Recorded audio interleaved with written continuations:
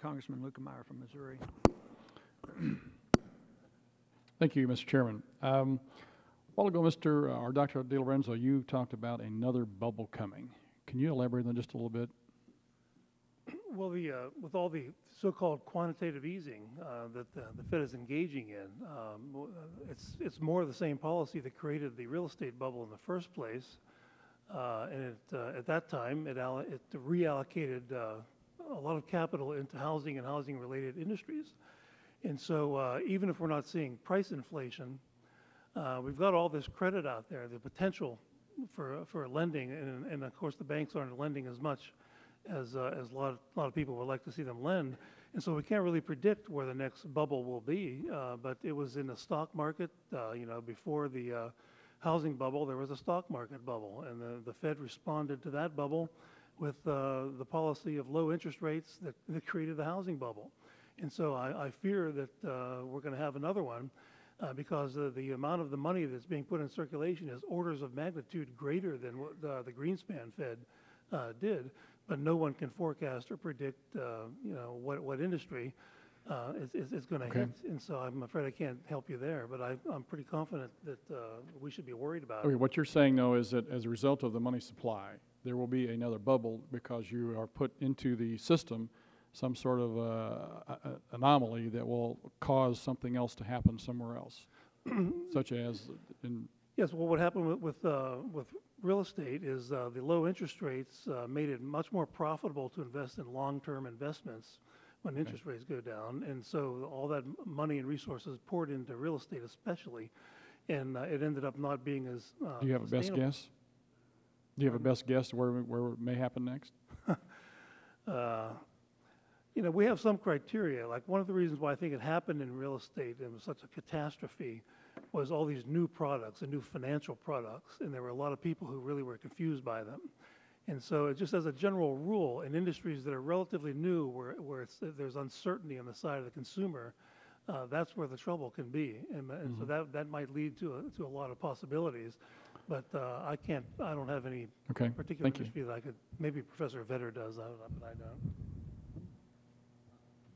I think economists who make predictions are foolish. Are there a lot of Fed economists around? A lot of failing economists? No, aren't there a lot of economists at the Fed? There are a lot, and there are a lot of mistakes that are made. You know, my Dr. Bivens mentioned with great admiration Christina Romer, whose most famous quote in modern times was her quote early in 2009 when she said, if the stimulus package passes, the unemployment rate will not go above 8%. Well, it's at 9 now and been to 10. And so but I agree with Tom that we have a ticking time bomb out there, and exactly what the shape of the disaster will be, I don't know. We have $1 trillion, we have these mammoth excess reserves of banks. And Dr. Bivens is actually right. He's absolutely right. We haven't had a huge amount of inflation now.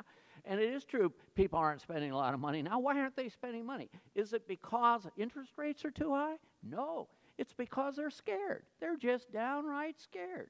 They're scared because, oh, we don't know this Obamacare, what it's going to do to us. We've had regime change. People are scared. We're not used to big changes all at once. And because of that, but we have the potential for a disaster. Very good. And who knows? Thank you. Thank you. Dr. Bivens, you made a comment a while ago. We were discussing Japan, and they've had many influxes of cash into their economic system, you know, QE 2, 3, 4, 5, 6, whatever, and you made the point that it was able, as a result of that, to sort of help keep inflation low.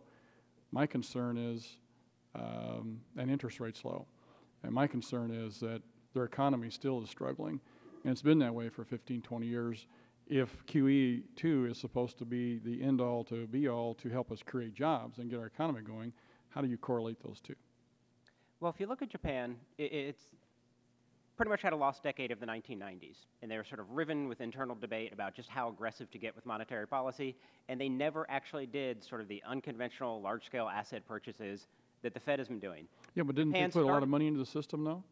I mean, if they kept interest rates very low, yes. Well, that's my point. My point is, if we go along with the Fed's mindset here of, and policy of throwing more money into the system, and we look at Japan as an example over many years and over many QE2s or QE1s or whatever, and it didn't really do what we're hoping that this QE2 over here is going to do, what's the thought process that would lead one to believe that ours is going to be different than theirs? It won't be different. They only saw a real recovery between 2002 and 2008 when they started doing the QE2s. Before that, they sat at 0, but they did no more. They said, we can't do anything else unconventional, you just don't do that. Everyone, not everyone, many people said, no, the economy needs more. When they finally started doing more on the monetary side, they actually saw a pretty decent recovery, 2002 to 2008. Then, of course, everybody globally went into the Great Recession.